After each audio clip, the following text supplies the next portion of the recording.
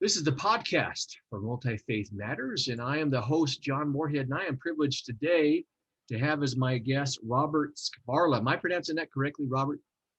You are, yes, it's Okay. Skvarla. Fantastic. Robert is a freelance writer from Philadelphia. His work, his focuses, or foci, I don't know what the best grammatical way for that is, include conspiracy culture, fringe communities, and new religious movements. He has written for Diabolique magazine, one that I've written for as well, Atlast Obscura, and Philly Voice. And Robert, welcome to the podcast.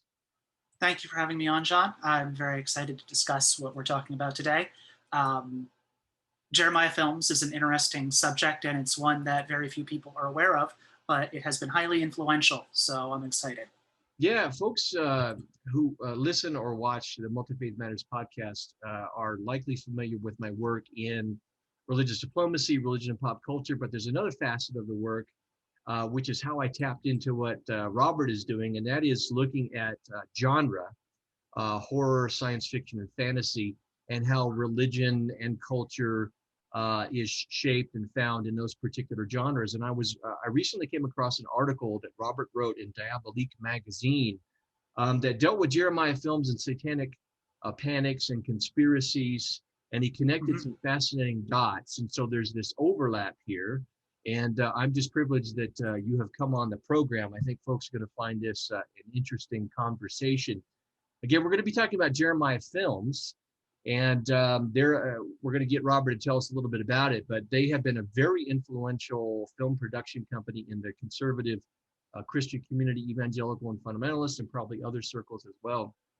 And in the interest of full disclosure, many, many years ago, I too was influenced by Jeremiah films, particularly the Godmakers films.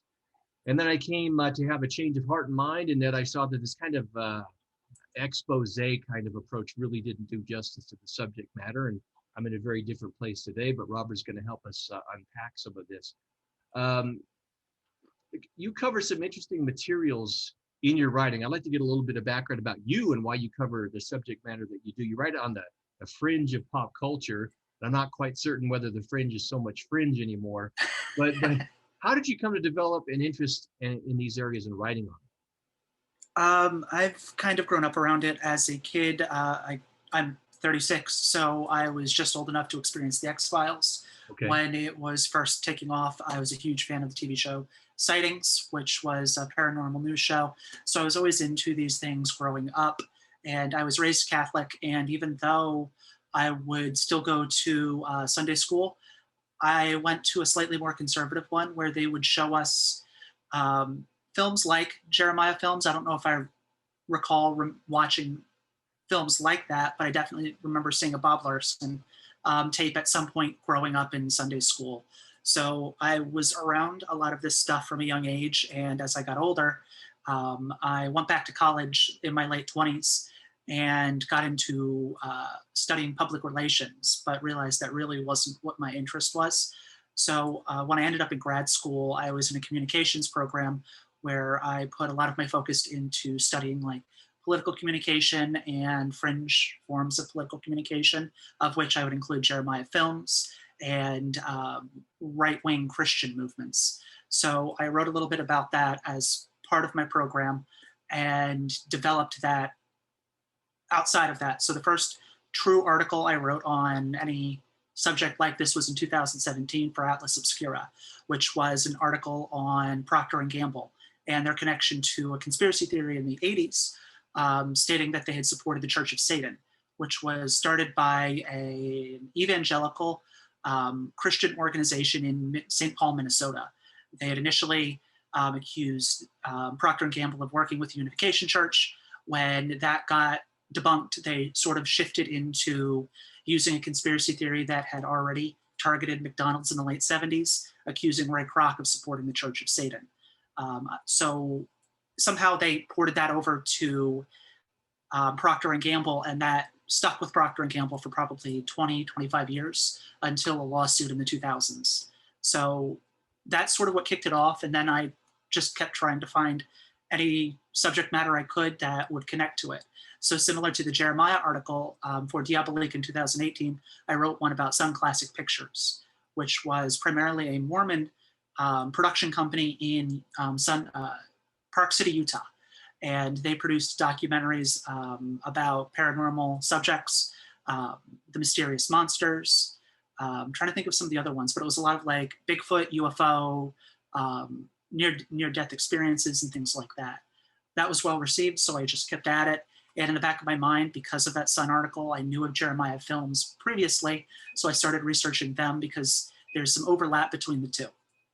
And do you want me to? Yeah, if you want to take that back. Yeah, if you want to just hit that ending part again, I do some editing for these things. So. Okay. So as I was working on the article about Sun Classic Pictures, Jeremiah Films overlapped in some spaces because I was looking at what are known as pseudo-documentaries, which are films, movies, productions that mimic the format of a documentary, but are often highly exploitative or about subject matter that cannot be supported by direct evidence. So within the film tradition, there were examples like the Mondo film, which usually showcased foreign cultures, often Africa, for Western audiences. The pseudo-documentaries that I was looking at were often UFOs, Christian organizations covering things like near-death experiences or encounters with religious phenomena, Bigfoot, just all kinds of unusual subject matter. And so eventually I decided to develop the article about Jeremiah Films. I initially published it on my personal blog. Someone at Diabolique expressed interest in it, so I turned it into a recurring column that I do for them called Conspiracy USA, which looks at how conspiracy theories have manifested in Western films, or how films are the result of actual conspiracies in some cases, which ties into my views on Jeremiah Films and the conservative Christian movement that it was a part of in the beginning in the 70s up through today. Well, you and I certainly have some overlapping interests, even though I'm doing a podcast for conservative evangelicals. For years, I went to Burning Man, did my master's thesis on it as an alternative subculture. I co-edited an academic volume for Rutledge on paranormal, the paranormal in pop culture, and what does that tell us about the current quest for meaning. So you and I have a lot of common interests there. So I appreciate the work that you're doing. Are you fortunate enough to be able to do this full time, or is this a side passion for you? No. So when I said I went to grad school, it was still within my professional field. It was a communications program geared towards. So when I studied public relations as an undergrad, I focused on nonprofit communication and fundraising with the hope of getting into grant writing or something similar. I briefly worked for an animal rights group and was working for them while I was going to grad school full time. But the program I was in was geared towards professional students, even though it had a mixture of communication theory and practical applications. So a lot of the stuff that I focused on when we were doing theory courses or political communication courses, I looked at conspiracy theories or fringe communities. It ultimately wasn't useful for me in the end. So I don't get paid to do it. It's something I do because I'm just obsessed with it in some ways. Well, it sounds like what I do. This is a passion. I can figure out how to make it, pay for itself. And I think what we're interested in is very important, very influential, as we'll see over the course of the conversation. But unfortunately, what our society is willing to pay for, and what have value aren't necessarily line up all the time. Now, let's talk about Jeremiah Films. For those who haven't heard of it before, can you give us a thumbnail sketch about Jeremiah Films so the folks can know the background about this company? Sure, I'll kind of back up a little bit to before Jeremiah Films, because the most important figure with Jeremiah Films is a man named Patrick Matriciana, who was an evangelical activist from the late 60s. He started as a member of the Campus Crusade for Christ as, I believe, a regional director out in California. And then he became involved in founding a group known as the Christian World Liberation Front, which was, I don't know how to phrase this better other than calling it a front group, but that's kind of what it was. They were trying to, the church was trying to figure out how to respond to the social changes of the 1960s. So the Christian World Liberation Front was created using the language of the New Left, literally the name is almost similar to the Symbionese Liberation Front and other similar organizations in that era. And they created it to try and recruit hippies and college students in Berkeley, California. He didn't lead the organization. He left it shortly after helping to found it, but then he moved on to other forms of activism. He worked with an organization, California Christians Active Politically, where he was actually running it. And on the board of the directors were influential figures like Tim LaHaye, who would go on to help co-found the Council for National Policy. And Hal Lindsey was also another figure connected to it. So Matriciana was heavily involved in activism with the evangelical community and the Christian community for a decade and a half at least before he founded Jeremiah in 1980. But at some point he decided he needed to produce films for Christians. So he founded Jeremiah with the explicit purpose of reaching out to try and convert people. So their first well-known film was known as The Godmakers, which was essentially an attack on the Mormon Church.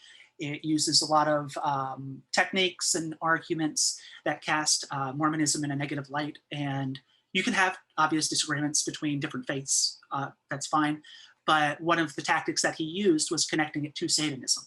So it began his obsession and Jeremiah Film's obsession with the occult, looking at things like the Mormon Church's use of the pentagram, which is actually a figure, an icon that stems back to early Christian imagery. It initially represented the 5 wounds of Christ, and then over time it changed.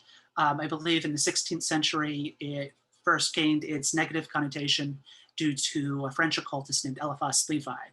And around the same time, 18th century, I believe, around the time Levi was developing this, the Mormon Church was also using the same imagery. So they didn't necessarily have a direct connection to the occult. It's just that the occult image of the pentagram was developing at the same time the Mormon Church was using it. So a lot of the techniques and arguments used in the film, I would say are less than, there isn't a lot of evidence to support what they're claiming, and it often comes across in bad faith. And that's something that recurs over time in the various other films that they would make. The next film that they followed that with was The Godmakers. Gods of the New Age, which was essentially a continuation because instead of focusing on the Mormon Church, they chose to look at New Age religious movements. They focused heavily on the Rajneesh movement in Oregon, which deserves legitimate criticism. That movement was responsible for poisoning, I think, like 40 to 50 people in the Dallas, Oregon region because of disputes between the community there, Rajneeshpuram, and the locals who were less than welcoming to this new group. And it eventually evolved into a bioterror attack.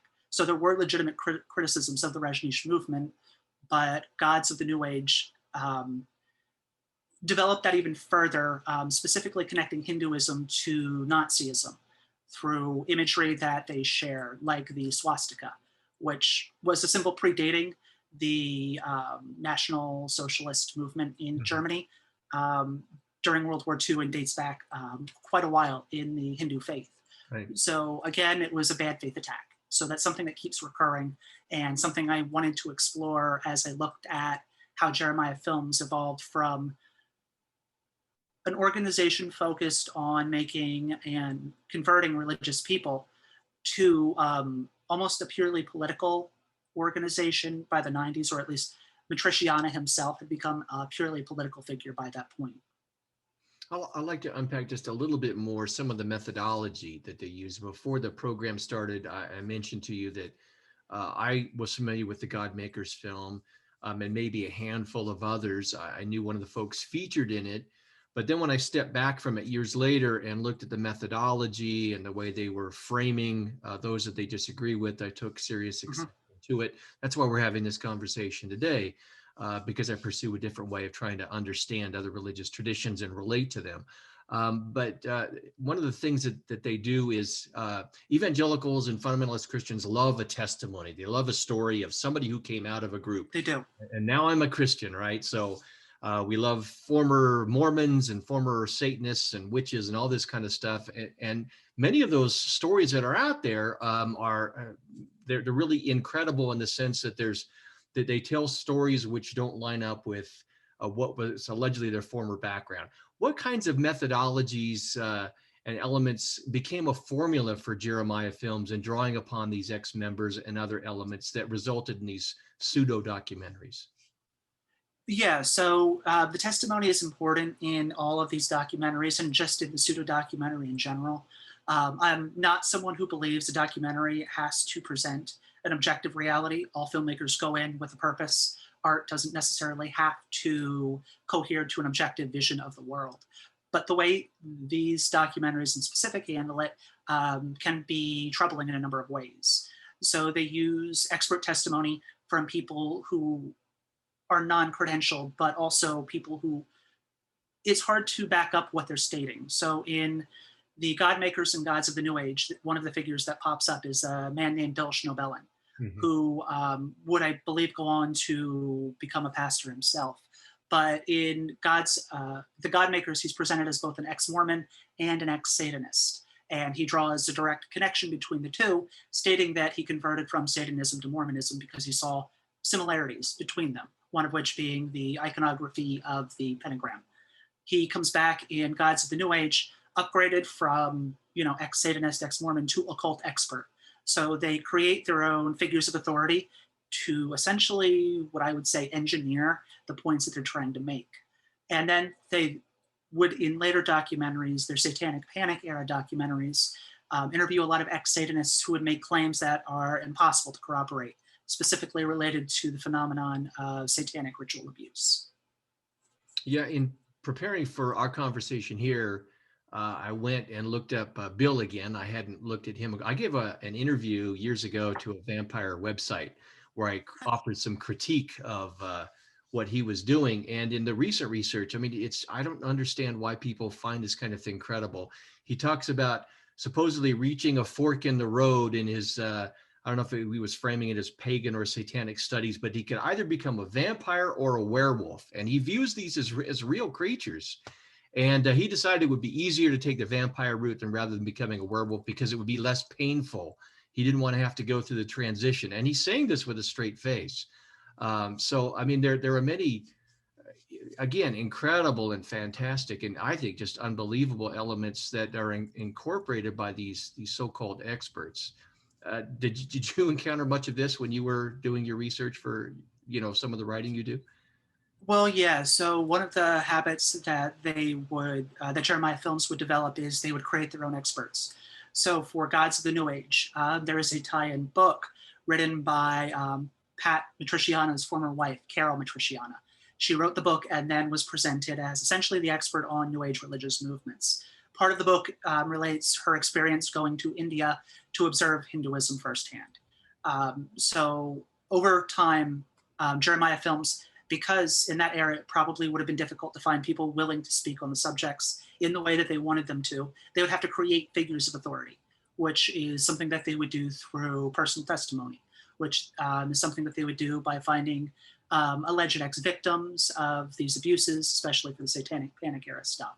And a lot of that, we still see to this day. One of the arguments that I make in my article and that I'm trying to develop around the Satanic Panic is that it's often viewed as purely a religious hysteria from the 80s and 90s, but it's actually something that predates that and something that continued after the 90s because, at least to my mind, it's at least partially a long-term political project undertaken by a small group of conservative Christians. And that doesn't necessarily mean it's representative of Christianity as a whole, but it reflects the specific political purposes of a group of people beginning at least in the 1970s and then working its way forward up until, very recently where we've seen that play out in a number of different ways.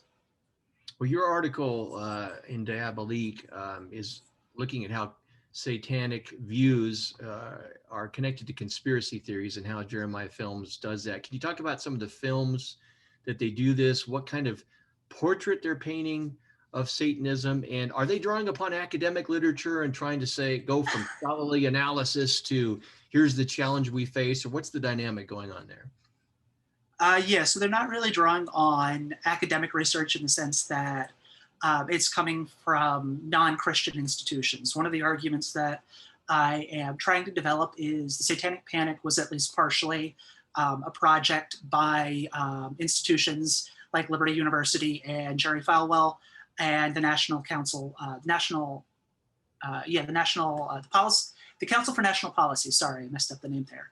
But organizations like this to find a way to remove at least their congregants from secular life so that they could exert a greater control over their finances. This plays out in a number of different ways in things like the war on Christmas that we see today, but predating that was a war on Halloween that Jerry Falwell specifically was responsible for undertaking. And Falwell is a figure who connects to Matriciana himself later on in the 90s. So one of the arguments that I'm trying to make here is that the Satanic Panic wasn't purely like a religious or cultural thing that happened. It was a long-term political project. So to accomplish that, they would have to create their own research. Again, creating experts, creating or finding alleged victims so that they could corroborate these stories. And in the film specifically, the first one that they created was Devil Worship, The Rise of Satanism in 1989. And then they would go on to create the notorious Halloween Trick or Treat, which has become kind of like a meme today. You see it online a lot on social media. People will share it. Right. They'll share portions of it, edit it out of context, because in some ways it is kind of funny stuff that they put in there. But that was part of a series then, the Pagan Invasion, which was a 13-part series where they either create a new material or often just regurgitated old material. They would re-edit stuff from the God Makers, from Gods of the New Age, and Devil Worship, The Rise of Satanism, and repackage it. So they really went heavy on this by the late 80s and started finding their own experts, creating them, and finding lots of victims or supposed victims to corroborate these stories. And they would build the documentaries around these people. In some cases, they would also interview alleged pagans or practicing witches, but it's hard to actually verify if the people that they interviewed were practicing parts of those faiths. Now, one of the things I found fascinating about your piece, I've read a lot by scholars and popular articles on the Satanic Panics. And for folks who don't know, in the 80s and into the 90s, there was this social panic where allegations were made about alleged underground networks of Satanists who were engaging in satanic ritual abuse and these kinds of things. And of course, the threat was to the children. And it surfaced most recently in some of what we saw in QAnon conspiracy. Correct. So we have this going on, and it's usually been focused on the religious realm.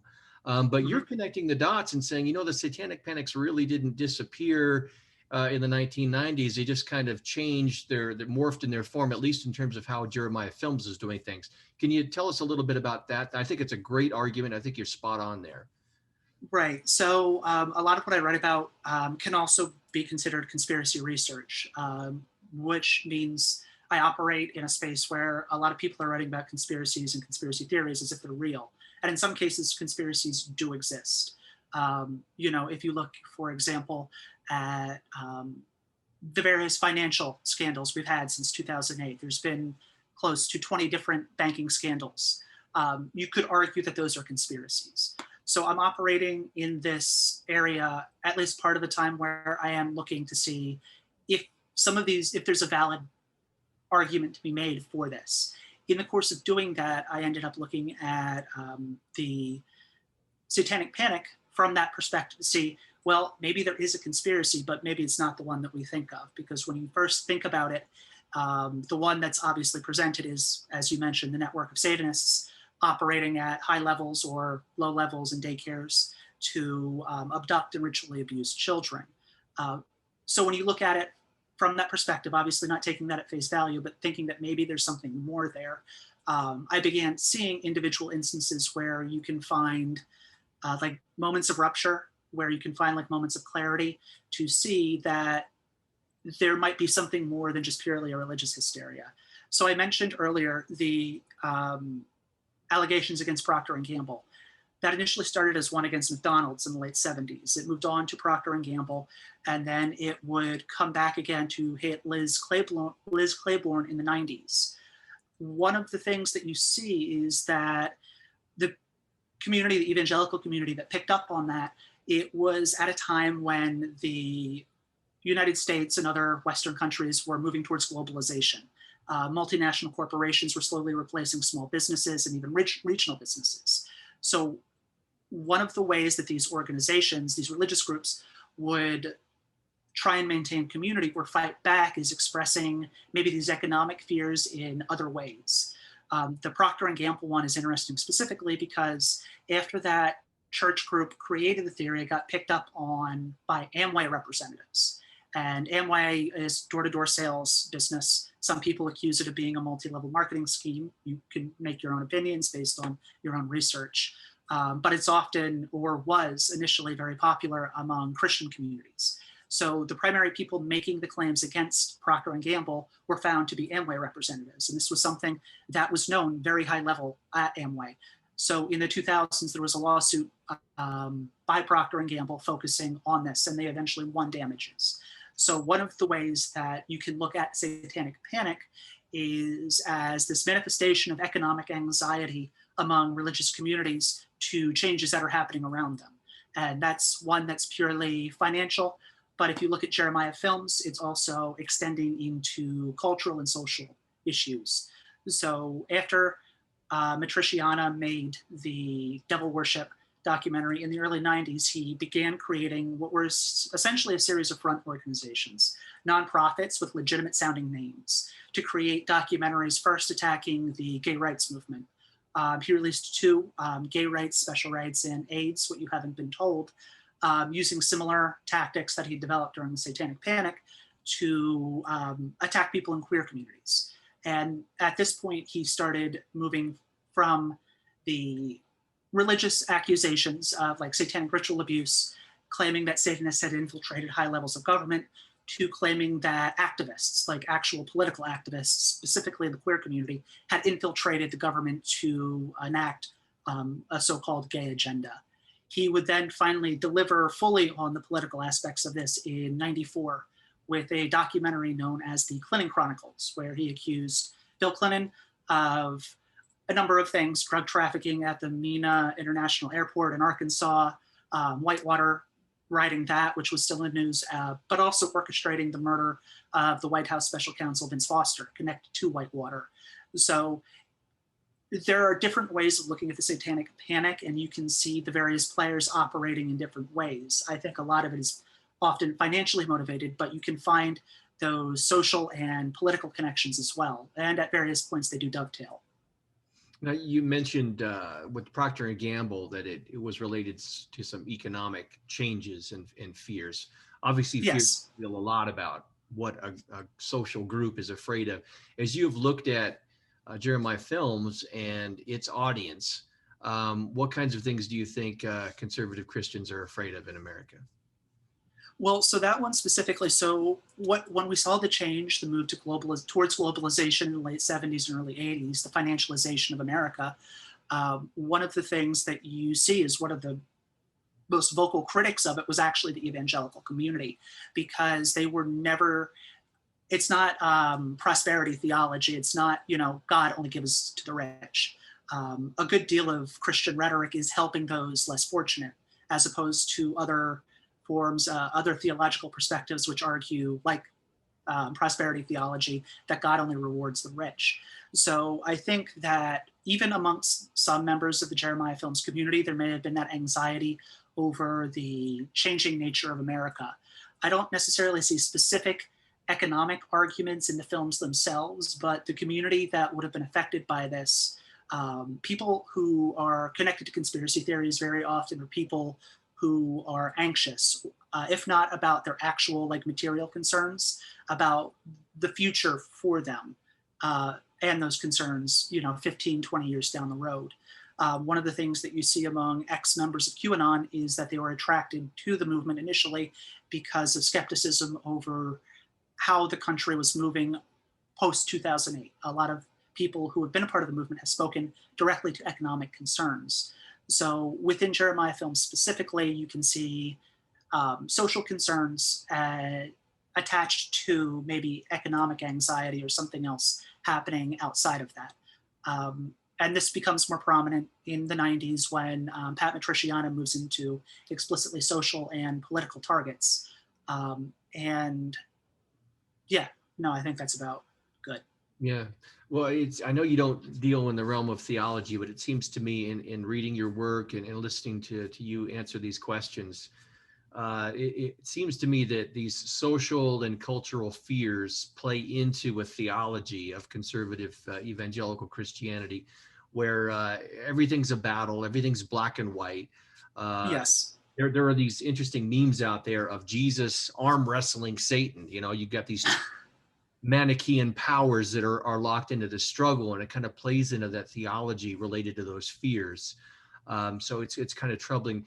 Did you get the impression when you're doing your research that Jeremiah Films in one segment of the QAnon audience was kind of laid some of the foundation that helped make QAnon possible or more credible later on? Well, so one of the reasons I argue that Satanic Panic never went away is that to understand how it evolved into what we currently have now with QAnon, you kind of have to get deep into reading about the conspiracy figures that helped extend the life of it. And I can't go into all of them, but around the time Jeremiah Films started releasing this, the idea of what is QAnon would call a satanic deep state first developed in the late 80s and early 90s through what's known as the Franklin Credit Union scandal in Omaha, Nebraska, where a figure connected to the Republican Party named Larry King was essentially embezzling money from the credit union. And then there were accusations of satanic sex trafficking. And a book was later written on it by a figure named John DeCamp in 1992. And slowly over time, people like DeCamp, Kathy O'Brien in 1994 with a book called Transformation of America. Alex Jones would pop up working with DeCamp, his expose on the Bohemian Grove in 2001. And then figures like Dave McGowan. Some of them were Christian, some of them were not. O'Brien was definitely a Christian, or she identified as one. I don't believe Dave McGowan was one. But they would develop this idea that would take a lot of the writing that was happening at the time or research that people were discussing. A big theory by the early 90s was the New World Order, this idea of a one world government. Pat Robertson wrote a book about the subject in 1991 that would get incorporated into those theories. And other similar books would come out, either religious figures or non-religious figures. Jeremiah Films sort of picked up on that. Gods of the New Age, when it ends, it essentially argues that what New Age religions are trying to do is condition Western society for a one world government through things like the idea of a one consciousness, one unified, belief in, having trouble phrasing it here, but like the idea of like a one world consciousness. So this was stuff that was already percolating in that community, and Jeremiah Films just picked up on it. If you visit their website today, they've definitely taken it to the extreme. They promote content based around figures like William Milton Cooper, Bill Cooper, who was a conspiracy theorist and UFO figure connected to both the ufology community and the militia movement. So they sell stuff like that, even though historically they didn't write anything or put videos out about UFOs, but they'll have UFO content out there now. Things like, I believe one of them is titled The Alien Agenda. They'll have lots of Satanic Panic themed content, which they still push. Even after the Satanic Panic is supposed to have ended in the 90s, they were still publishing that kind of content. In 2001, they put out a documentary about Harry Potter, connecting Harry Potter to an alleged, scheme by the government to enact satanic and druidic indoctrination through literacy programs. So the Satanic Panic never went away. It just moved to fringe figures. It seems to me that in response to fears and changes in culture and the changing social order, that there are certain actors who are social and moral entrepreneurs who take advantage of circumstances and know how to package things so that they can have emotional appeal to a particular segment of the audience. Is that kind of your feeling for what Jeremiah Films has been able to do?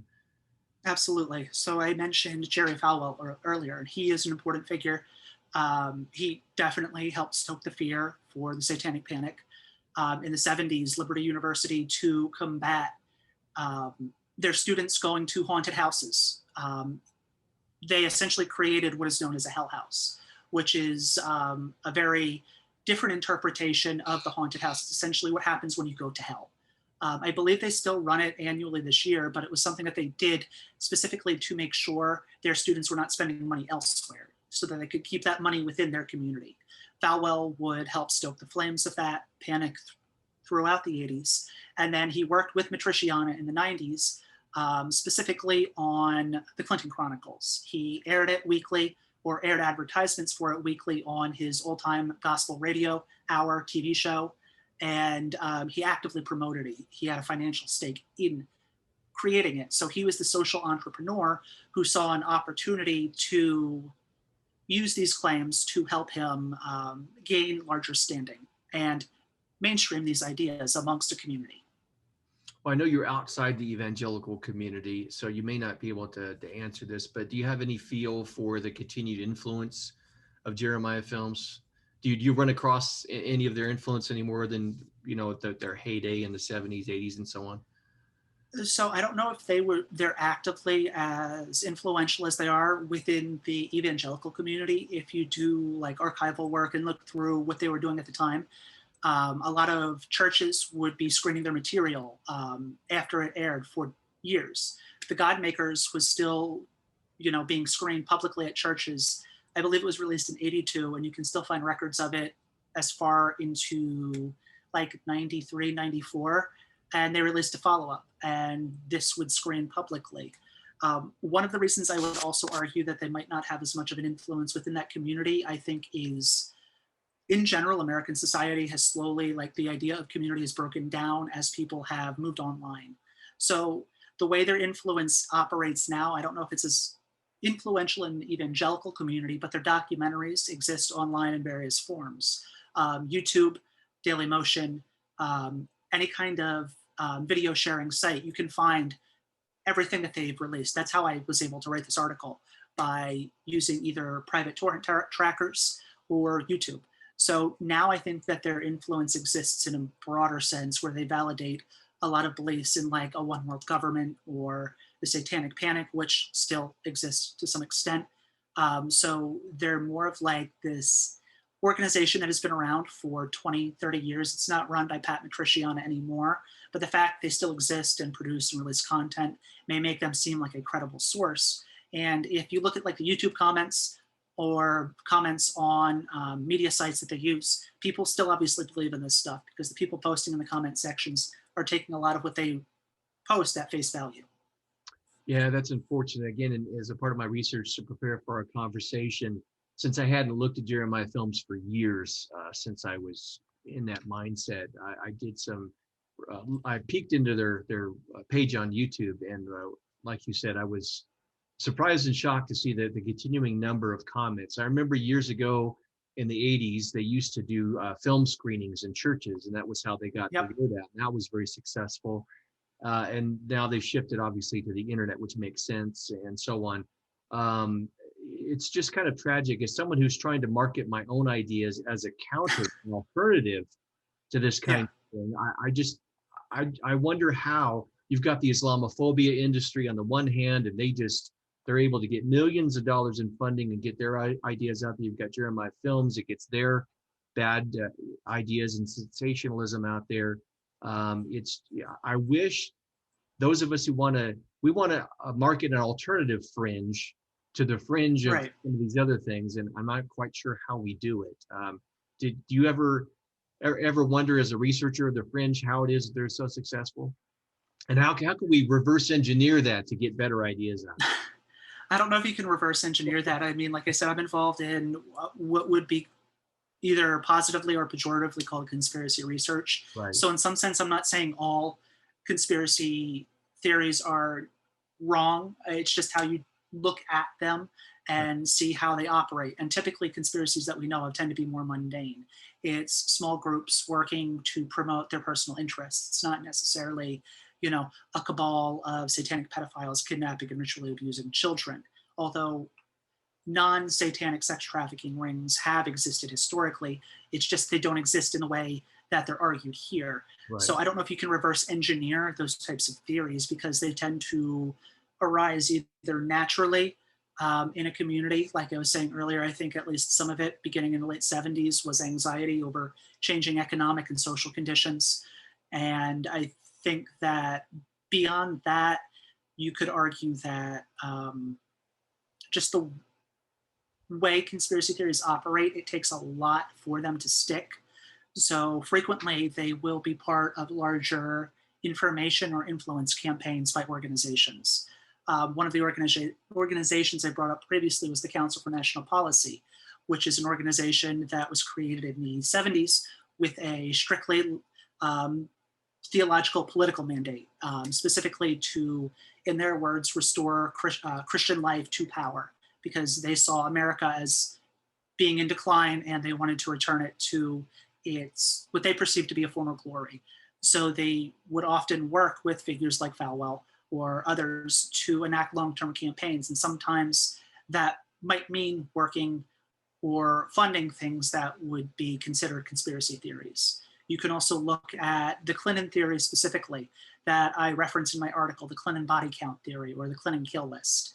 That was a long-term political project from a number of conservative organizations, not necessarily only Christian conservative, right, but right-wing groups. So it was initially created, the list itself was created by someone named Linda Thompson, who, she had been a lawyer in Indianapolis, and then she, Ruby Ridge was kind of like the inciting event that made her open her eyes, so to speak. So she started writing about, the New World Order and things that other people like Pat Robertson had previously talked about, but from not necessarily a strictly Christian perspective. And she created this list in 1993 stating that Bill Clinton was responsible for, multiple murders. And then this got picked up on once Vince Foster committed suicide. The reason this mainstreamed was because it was an explicitly political project by a number of organizations. Richard Mellon Chafee, who was a philanthropist and a large donor to the Republican Party from Pittsburgh, created what were essentially fake groups, one of which was the Western Journalism Center, to fund the work of a writer named Christopher Ruddy, who had been writing for the New York Post on this subject. The funding Ruddy got from Chafee allowed him to continue writing about this. There was the American Spectator, another conservative magazine, which received money from Chafee for something known as the Arkansas Project, which again brought up Vince Foster theories frequently. So the Clinton conspiracy theory was able to stay in the news over time because of a long-term political agenda from actors who were well-funded. So it wasn't strictly Christian there, and I'm not saying Christians are all conspiratorial. I'm just stating there are specific groups that are working to advance their own agendas, and that's generally how politics works. But if you want to look at it from a specific frame of reference, it could be seen as a conspiracy. Yeah, well, if anybody watching or listening has got any great ideas on how we can, if we can't reverse engineer, how can we better market to get good ideas and sound thinking out there to counter some of the stuff that's driving religious groups and politics today? I'm all ears. You can reach out to me privately. Money would probably be one of them, because that seems to be how these ideas continue to stay there. I mean, that's how the Clinton theory stayed there. So it's not the only one, but it's a start. Yeah, money's a big help. That's for sure. So, well, I'm a huge Absolutely. fan. I appreciate. I was just ecstatic. I get the email from Diabolique with all the latest articles, and I was scrolling through. When something catches my eye, I click on it and read. And when I saw the Satanic Panics and all this, and I clicked and I thought, man, that is a great way to connect the dots. I had not thought about that, so I really appreciate it. I will include in the program notes a link to your article, and with your name. Is there a preference as to which source I should link to for your bio and where folks can primarily access your work? So, I mean, I'm a freelance writer and associate editor, I think is the official title, at Diabolique. So a lot of my writing will show up at Diabolique. So you can always find it there, but I'm on Twitter. My handle is @Robert Skvarla, my name. So that's usually a place where you can find whatever I'm working on. I just released an article on the new Conjuring film, looking at how the many different versions of that story. So I'm approaching religious ideas frequently in my writing, even if I myself am not a religious person. Yeah, well, I appreciate that. I did see your piece on The Conjuring as someone who's done some research and writing in Lorraine Warren. Yes. I found that very interesting as well. So I would encourage folks who have an interest in how religion services in pop culture and conspiracy theories and fringe phenomenon. I think you're doing some fantastic work. So I Thank you. appreciate what you're doing, and I thank you for carving out time for this podcast and talk about it for the audience. No, thank you for having me on. Definitely read my work, and please read Diabolique. There's a lot of great writers there. There he is. And I'll include, again, links in those in the podcast. I appreciate Robert coming on. Again, this is the podcast for Multifaith Matters. I'm your host, John Moorhead, and I thank everyone for watching and listening. Until the next episode.